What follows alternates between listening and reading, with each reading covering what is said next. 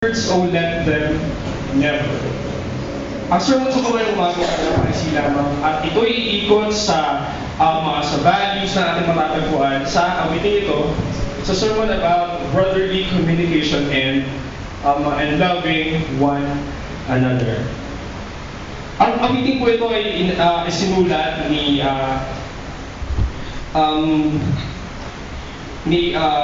DKP, bali initials na nakalagay dun sa pinaguna ko ng source ito. At ang melody ay inarrange ni H.R. Palmer at ni Will Slater. Napakatagal na po nitong meeting ito. At marami pong mga kilalang kapatiran na merong paborito sa awiting ito. O paborito nila ang awiting ito. It has valuable advice in our dealings with one another as members of God's family. At bukod sa advice, it also has a warning against disrupting friendship and love through unthoughtful use of the tongue. So sa umagang ito mga kapatid, ating pag-aaralan, ating matututunan ang kung gaano ba kahalaga ang isang komunikasyon sa ating isang magandang komunikasyon sa ating mga kapatid. At kung gaano kalakas o kung gaano kalaki ang magagawa ng ating mga dila in terms of this communication. In both verse 1 and 3 mga kapatid, the focus is on the need to bridle the tongue, or the need to bridle the tongue.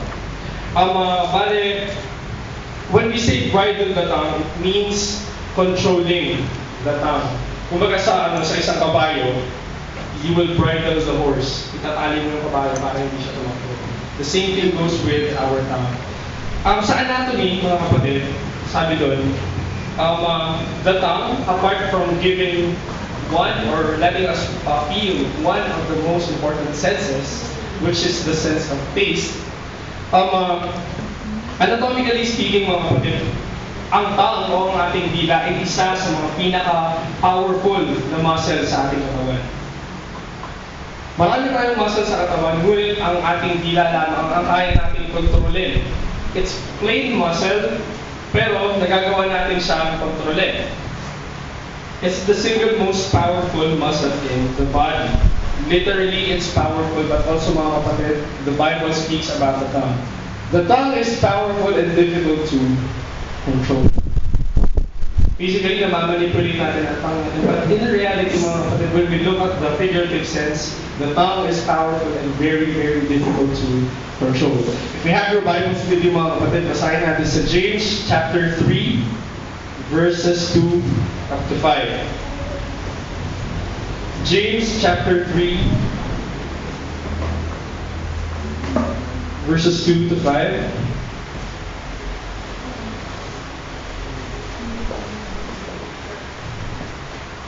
Sabi dito mga kapatid, in many things we offend all. If any man offend not in word, the same is a perfect man, and able also to bridle the whole body. Behold, we put bits in the horses' mouths, that they may obey us, and we turn about their whole body. Behold, also the ships, which though they be so great and are driven of fierce winds, yet they are turned about with a very small helm, whithersoever the governor listeth. Even so the tongue is a little member, and boasteth great things. Behold, how great a master a little fire kindleth. So napakagandang illustration mga kapatid. At sabi dito, sa verse 3, we put bits in the horses' mouths that they may obey us. Ang horse ay isang napakalaking hayop. Ang bago pa man natutunang itain ng tao ang hayop, ng kabayo mga kapatid, napakahilap ng hayop na ito. And what we do is that we feed the horse, we train the horse para sundin niya kung ano man yung gusto natin gawin ng kabayo na yun. And sabi pa dito sa verse 4, ginamit din niyang illustration ang ship o ang isang barko.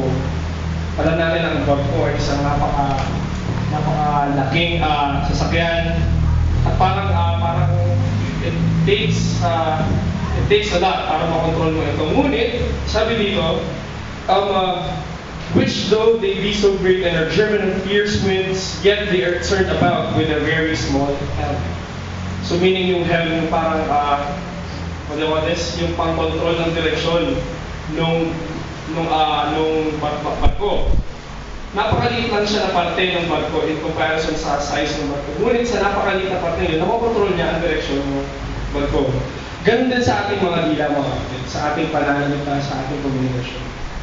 The tongue is is a very little member of the body, sabi nga dito sa Bible. But, how great a matter a little fire kindleth, and it boasteth great things. So napakalaki ng magagawa ng ating dila, mga kapatid. Bagamat napakaliit lamang nito. Basahin natin sa Matthew chapter 12 verses 34 and 35. Matthew chapter 12 verses 34 and 35. Sabi dito, mga kapatid, O generation of vipers, how can ye, being evil, speak good things? For out of the abundance of the heart the mouth speaketh. A good man out of the good treasure of the heart bringeth forth good things, and an evil man out of the evil treasure bringeth forth evil things. So it also talks about the heart, mga kapatid. So if you have good intentions in your heart, maganda ang lalabas ng mga bibig. If you have bad intentions in your heart, same thing. Bad things will come out of your mouth. The tongue is very difficult to control. It even has the power to control the whole body. And it reflects the expression or the true expression of your heart, of your inward life. Isa pang kailangan natin malaman, mga kapatid, is that it has the power to do good and evil. Sabi sa Proverbs chapter 15 verses 1, a soft answer turns away wrath, or it could also stir up anger. So it all depends kung gaano siya or kung paano mo siya gagamitin. To use knowledge wisely or pour forth foolishness, isa rin ito sa mga magagawa ng ating dila. At ang ating dila din, mga kapatid, depending on how we will use it, we could either be a tree of life or a breaker of spirits. Unintentionally, mga kapatid, meron tayong mga nasasabi na makakasakit sa ating kapwa, sa ating kapatid. And that's what we are talking about. Basahin natin sa first verse ng hymn number 719. Let's all digest the song. Balikan natin yung songbook, mga kapatid. Love one another, hymn number 719. Sabi dito sa first verse, Empty words, oh let them never from my tongue unbridled slip. May the heart's best impulse ever check them ere they soil the lip. So angry words, mga kapatid, we are being warned that we should bridle our tongue. Or else, we will be soiling our lip. Maglalagay tayo ng dumi sa ating labi o sa ating mukha, which is really not the way we are taught to do. So ito yung mga kapatid, this is the verse that I'm talking about. So hymn number 719. Now, the need to bridle the tongue. Actually, mga kapatid, if you have already mastered your tongue and you know when and how to bridle it, there is an advantage. There is a very big advantage of being able to control yourself. What are these? Say natin. Sabi sa Proverbs chapter